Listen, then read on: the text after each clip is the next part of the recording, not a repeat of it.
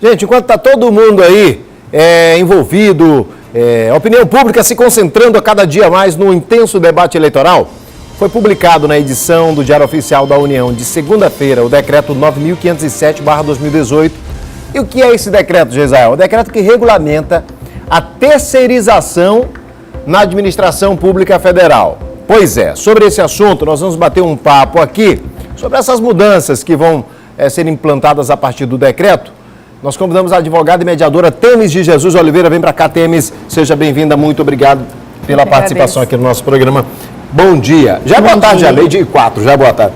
Aqui a gente tem o costume do negócio de boa tarde só depois que almoça, né? Então... Com um bom maranhense. Bom maranhense, é isso aí.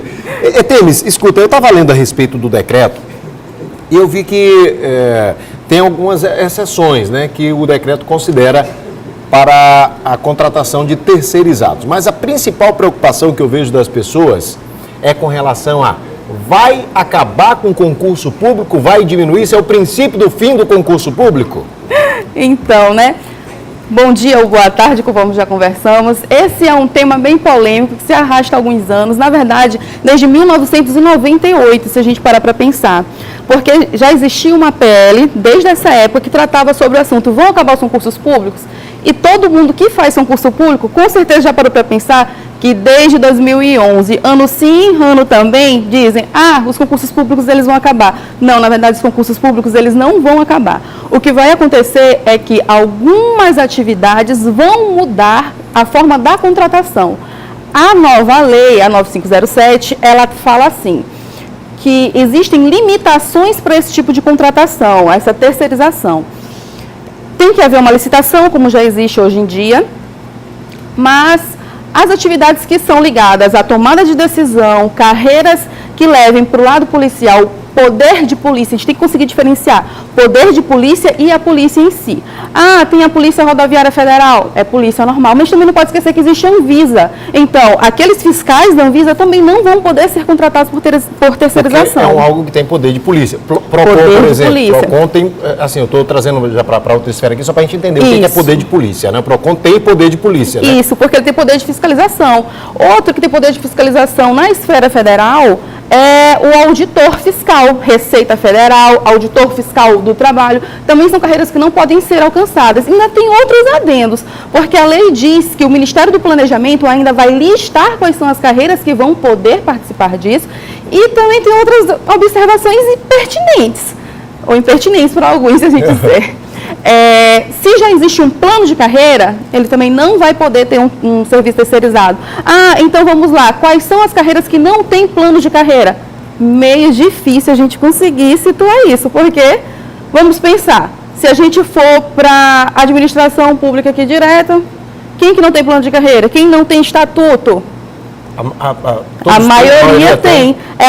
Vai ser, na minha opinião, enquanto advogada e estudante de pós-graduação, paro e penso, eu ainda não consegui observar, me perdoem quem já conseguiu, ainda não consegui observar quais dessas carreiras vão poder ser passíveis desse tipo de contratação. Acontece que esse tipo de contratação ele já existe há muito tempo. Se a gente for ali na Polícia Federal, quem está na guarita é um policial federal? Não. É um segurança. Provavelmente é uma empresa terceirizada. Exatamente. Se a gente vai na Receita Federal, ali no canto da Fabril, quem está atendendo no CAC, por exemplo, o primeiro contato, quem é? São atendentes. Aquela recepção. Estagiei no CAC, então... Aquilo não é um funcionário público concursado. Não, eles são terceirizados. Agora, Temis, qual é a vantagem disso para o Estado brasileiro? Por que, por exemplo, o presidente tomou essa iniciativa? Qual é a vantagem para a gente enquanto Estado, Brasil? Eu observando, se a gente parar para pensar, é assim.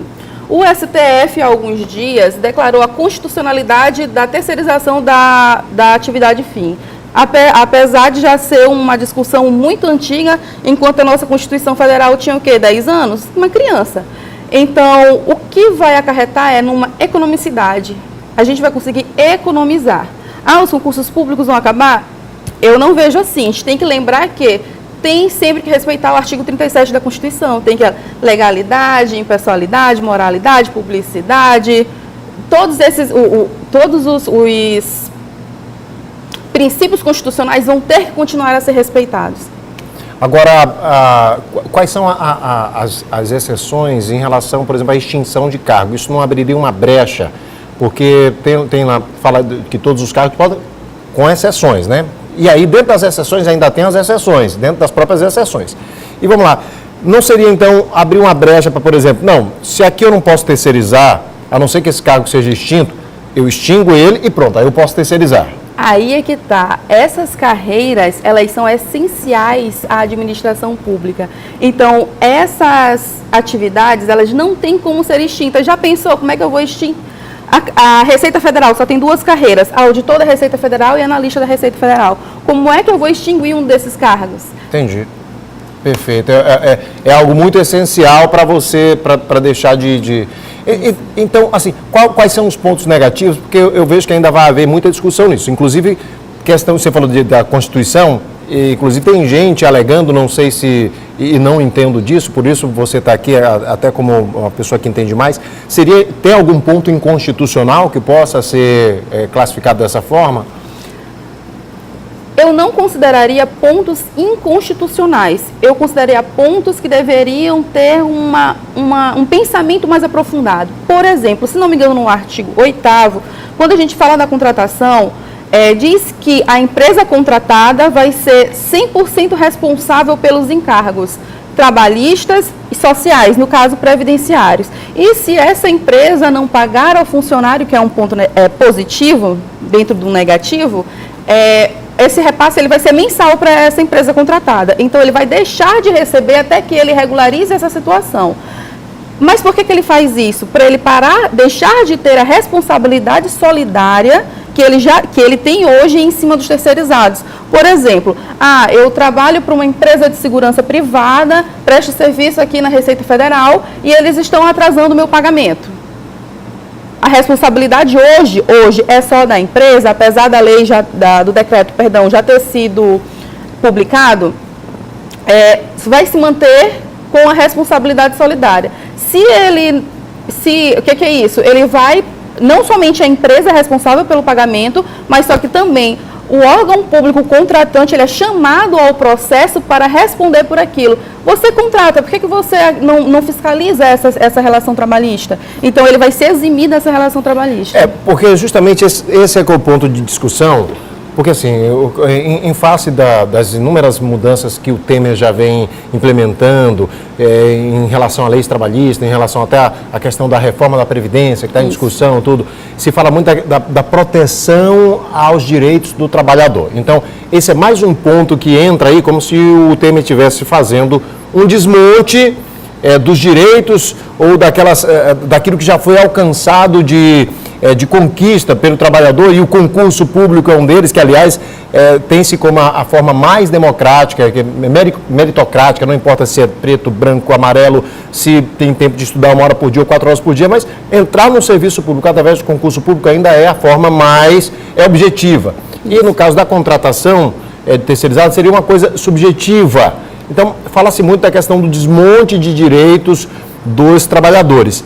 A gente está vivendo esse risco, e aí é uma pergunta que eu acho que talvez seja já tenha até respondido anteriormente nessa mesma questão, mas eu quero perguntar de forma mais clara ainda. Isso. Risco para o trabalhador, risco para aquele que sonha em entrar no concurso público, risco para os direitos daqueles que serão os terceirizados.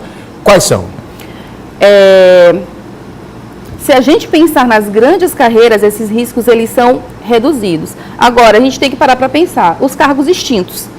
Existe ainda vigilante concursado ou servidor público federal? Não, também não pode esquecer que essa lei só vale para os órgãos federais. Perfeito. Administração pública direta e indireta. Então, a gente está falando aqui e do Poder Executivo. Então, isso não vai mexer com os tribunais. Os tribunais e as polícias são os principais focos de concurso público. Então, eles não são alcançados por isso. O que vai alcançar mesmo são recepcionista, quem sabe auxiliar administrativo de um certo órgão que ainda não tem a regulamentação dessa carreira. Algum assistente também. Você frisou uma coisa que é importante deixar muito claro. Isso é na esfera Federal. Portanto, e apenas do Poder Executivo. Lembrando, Executivo, Legislativo e Judiciário. É somente para o Poder Executivo. Somente para o Poder Executivo na esfera federal. Então, aquele concurseiro que sonha ainda em passar um concurso estadual não tem nada a ver com... O decreto presidencial, é para cargos no Executivo Federal. Ok? Exatamente. Quer acrescentar mais alguma coisa, Demis, para a gente encerrar? Continuem estudando, não percam seus sonhos, os concursos públicos não vão acabar, mantenham-se firmes, que é esse foco. A gente entrar em um concurso público é como uma fila, basta você entrar, uma hora você chega lá no destino final. Obrigado aqui pela presença conosco, tá bom? E volte sempre quando quiser, tá? Obrigada.